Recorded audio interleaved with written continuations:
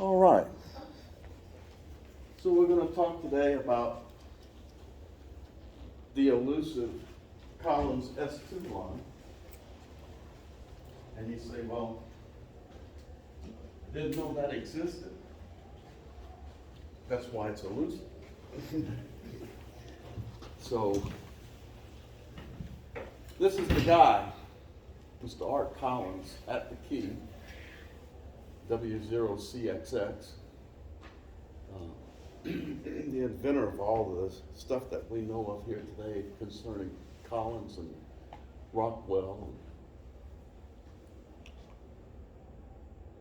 And then here is a picture of the 75S2, which just so happens to be here. You won't see it on the video. That's why I took a picture of it. So this receiver, I'm going to maybe come back to it here a little bit. I'm going to tell you a little bit about how I came across this. In Springfield, Missouri, at the estate of Eddie Williamson, K0EW, he was the owner of this radio and a whole lot of other Collins equipment. And during his passing, it all went up to auction. And I was there along with a whole bunch of other people. Dean Proul, KA6BGW, is also a Collins collector. He was there, he knew Eddie. I didn't know Eddie, but he knew Eddie. And he tells me and points at this radio and he says, you know, Sap, he says, this is a very rare radio. I said, it is? He goes, yeah. So I started looking it over. I said, hey, it looks just like any other Collins gray box that I've ever seen. And I pretty much bought everything that the guy had at this auction. And the only reason why I did that is because there was a couple of eBayers over there. And they were taking their cell phones and they looking up all of this information. And I thought, you're not going to buy this. Nope, you're not going to do it. So I virtually bought everything that Eddie had in his radio room down there, which was quite a bit. So taking this radio and bringing it home, it works perfectly. And I kept thinking, I said, so what's so interesting about this radio? And so I started looking up the 75S2 Collins receiver, and there's nothing on the internet about it. I was like, well, okay, well, let me go to the Collins Collector Association. There's nothing on the Collins Collector Association about it. I talked to a lot of guys who were in the Collins Collector Association. They knew of it, but they don't know anything about it. So it took quite a bit of research over a period of time to get the story on what this was all about. And so I do have a nice library of books concerning amateur radio and all things about radio. And going through a lot of these books, I found some interesting things about the S2 line. The S2 line was not for the general public. It was not made for ham radio operators. It was made for the U.S. consulates and embassies around the world, and I do have in here a few other government agencies. I'm thinking that CIA was probably touching a few of these radios as well at some point in time through their operations. So these were made strictly as a government radio. They were the first 30 or 30 megacycle radio. It was not the KWM2A. It was these radios. They were the first ones. And so this is where the CP1 power pack came from, or the crystal pack came from. It was not made for the KWM2A. Everybody thinks it was made for that one. It was not. It was made for the S2 line, because that was before the KWM2 came out. So that's a little history of the CP1 pack, is that it was for the S2 line. And here's a nice little Army WAF. She's in Fort Sam Houston on an S2 line. She's a Mars operator, as I was in the Air Force as well, from 1970 to 1976. I was a Mars operator, got out of basic training, was sent to Biloxi, Mississippi at Kisa Air Force Base to go to radio school. Got into radio school, and being that I was a ham since I was 14 years old, I was bored. I'd get the chicken neck a lot during the classes, and at the end of the second day, the sergeant confronted me and asked me, are you out partying every night, Beckler? Are you the guy who's... I said, no. I said, I'm bored. He goes, well, what are you bored about? I said, I'm a ham radio. I already know all this stuff. Oh, well, you can test up. I said, what's that? And he goes, you take the test, the final test of each section, and wherever you fail, we'll put you in school. You want to do that? Yeah, let's do that.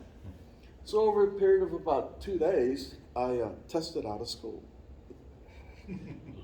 I was in one of the last classes that they had Morse code, that you had to take Morse code.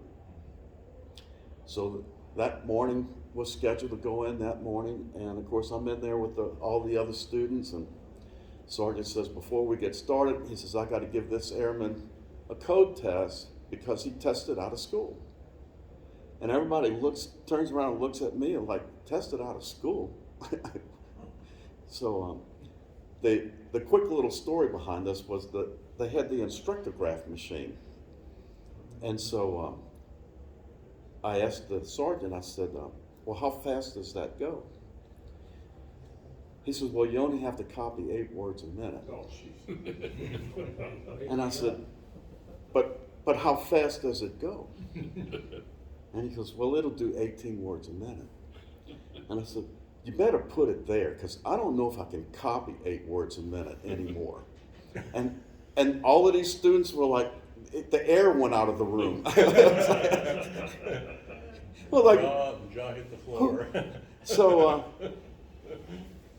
I took the test at 18 words a minute, sat down there, copied it down, no big deal, gave it to him. He looks at it for about 2 seconds and he goes, okay, you passed. And everybody was like, I heard one guy say, who is this guy?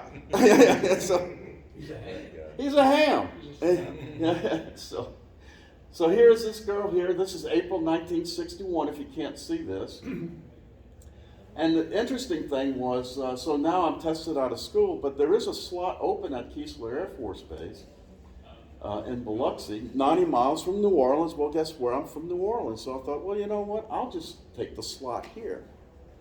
And I went over to the radio room, and of course, at that time, I did not realize I was sitting in front of an S2 line until I started getting into this again. All of a sudden, the fog started lifting again, and I thought, we had these. I was operating this radio. So that's quite the interesting part of my whole presentation as well. So so that's where all of the S2 lines, they would come around, some of that, but like I said, most of them were overseas. There was only 300 ever produced from 1958 to 61. It was the same time that the S1 was produced as well. So at times, in order to meet the productions, the S1s, mostly on the receivers, were recycled. And they sent them back through and they upgraded them to make them S2s. S2 has a dual bank, the S1 does not. It was just a ham receiver. So to identify that is on on the number tags inside of the radio, it'll have on here, like this one, it's the 32S2 transmitter. And this one says it's the 75S1 receiver, but the escutcheon shows the 75S2. So we'll go back a couple of clicks here to this original radio here. And this is the one that we have here on the table. I was looking at that tube. It's just a plastic tube that's glued onto the escutcheon. Well, that's going to be significant as we go through here and get to some of the others. Okay, so here's a picture of the transmitter I have here. It's the 32S2. So it meets and shows that it's got the same thing on the escutcheon. It's a 32S2. No little plastic deal on it. And here's the 75S1, which was at one time just a regular ham receiver. And but now it's been modified. When the S2s were completed, Art Collins was asked about making a new line, the S2 line, since they weren't going to. I found this quote from Art Collins. He says, "No more of that, because this is not big enough of a change to justify a new model number." So that was it. But he did offer 150 conversion kits to ham operators to convert their receiver to a 75S2. How many kits were sold? Haven't found any numbers on that, but I'm sure they were quite expensive still, but I'm sure 150 kits went out somewhere, and it was done. The plastic tube on this receiver, I can't completely confirm, but I did talk to two different people to tell me that the escutcheons, they were short, one or two escutcheons. So the two was put into the kit to glue onto the front of the escutcheon. That's why I said this one here is probably a unicorn, if that is really true. So the conversion kits were rare. If you see a 75S2 receiver on the market today, you'll probably see those before you see a 32S2 transmitter. And the reason for that is because if you see that, chances are the ID tag is a 75S1. It's a conversion. It's a conversion receiver. And so that's why you'll probably see those receivers more than you'll see the transmitter. There's a guy in Dave Nepper up in Pennsylvania, an avid Collins collector, and I was on his radio net, the Collins radio net, one Sunday afternoon. He was in that control station, and everybody's checking in, talking about their KWM2As and the 2s and the MMS1. And so I figured I'd jump in and told him that I was on a 75S2 receiver and a 32S2 transmitter. And when it went back to him, he says, "Did you say you had a 75S2 receiver?" I said, "I do." "And did you say you had a 32S2 transmitter?" I said, "I do." He says, "You know how rare those are?" I said, "Absolutely." "I've been looking for one of those for years." I said, "Really?" He goes, "Yeah, they're really hard to find." I said, "I have 3 complete stations." and the band went silent. I think his head exploded. But we ended up exchanging telephone numbers, and we've talked many a times. Great guy, wanted me to sell him one of them, but I told him I wouldn't break up the sets. And So I still own 3 complete S2 lines at this point. All functional and operating. Here's a closer picture of the 2 glued on the front of this discussion. And so like I said before, the KWM-2A was during the Vietnam era. It was made, we have the KWM-2, which is just for ham bands, but the 2A was made for the military. Of course, we got the PM2 power supply, which is the piggyback power supply that goes on the back of a KWM2A. We had the Samsonite cases.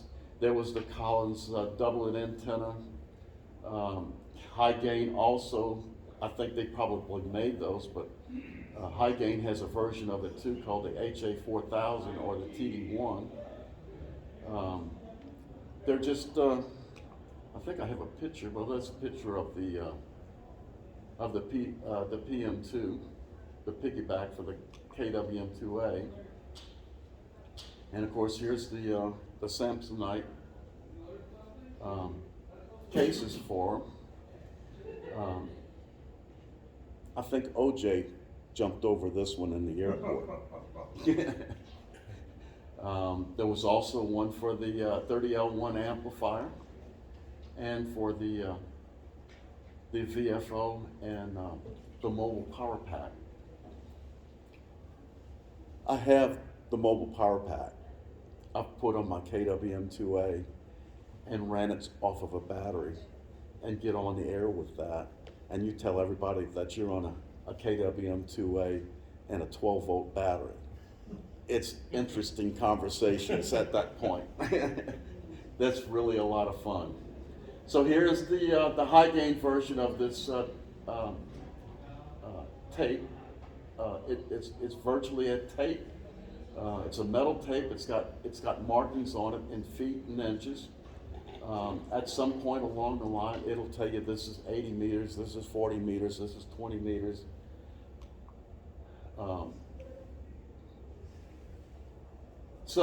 Okay, so we had 300 of these things made. They've been spread out all around the world at all of the embassies. And so whatever happened to those things? Well, we know our government all too well that when things become obsolete, they just throw them away.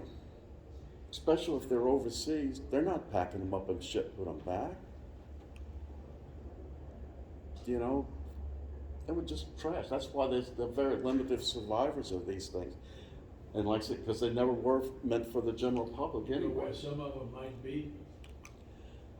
Some S2s. Some S2s, like I said, the only ones you're going to find that were probably owned by anybody was the 75 conversions, the receivers, the S1 conversions. When I was stationed at Keesler, some entity of the Air Force said that you had to have paperwork for all your equipment.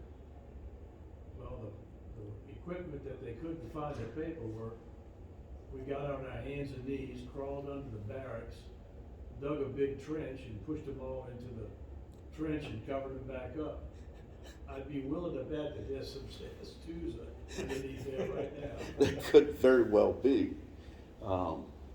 That could very well be. Well, back in those days, I had a key to the building. So at the end of the workday, I would go back to the barracks, take a shower, go to the chow hall, get something to eat, and I'd go back over to the Mars station, and I'd crank all that up, and I'd put them on the amateur radio bands, and I would get on there. I would never tell anybody I was working from the Air Force base, you know, but I did mention I was in the Air Force. But what got to be interesting was that a couple of guys in the barracks, I knew where they were from. Some of the guys I was talking with had phone patches. And of course, we did a lot of phone patching from Vietnam as well. But I would say, hey, how would you like to talk to your girlfriend or your mom and dad for free? And so I would have them come over, and I'd get them on the radio and phone patch into to their loved ones. And well, these guys go back to the barracks and say, man, I just, hey, you got to get in touch. This guy's got in touch with everything. So I became quite popular in the barracks of doing that. I had to stop because the security police would come by wanting to know what I was doing in here, because they knew that it wasn't supposed to be open. So, but since they knew I worked the station, so it wasn't a big deal. After a little while, the news spread around to security that it's okay if they see my automobile out there and the lights are on. So never got bothered much again, but that's pretty much the story of the S2 line. Like I said, it's very limited information about it, but hopefully I brought enough light to it that if you see them, you know what you're looking at now. And if you see it, buy it. You don't want to miss out on it. So, because they are quite rare. They'll surface every once in a while, not very often. And like I said, if the ones that do show up are the conversion receivers, buy it anyway. It's a good one to have, especially if it's got that little plastic tool on it. You know anybody else that has one? I know of others who have a conversion receiver, but no transmitters. These transmitters, they're difficult to find. How do I find? I'm a bloodhound. When I'm looking for something, I'm on it. I'm looking, and so anytime I would see it, I'd take it off the market right away, and that's how I got to own all of these systems, all these stations. So. They all work. They've all been restored and cleaned up, and they function quite well. So, Do you think all three of your receivers are conversions, or? No, some that I have are the original 75 S1 or S2s, ID tag and the escutcheon. They match up. So those were the military radios. Those are the ones that, who knows, maybe it came from where this girl was operating the Mars station. Who knows where that's not where it came from, because there was very few in the States that they had around in the Mars station. So Army Mars had them, Air Force had them, and I think even some Coast Guard station out in Alaska had one from in my research that I was doing, that they had an S2 line out there. So, no, stateside, not very many. They were mostly overseas, South America, Europe, Asia, that place in Egypt, that's where they were. So that's it. Thank you. Now you've got me wondering what was at the Mars station when I was at Fort Lewis.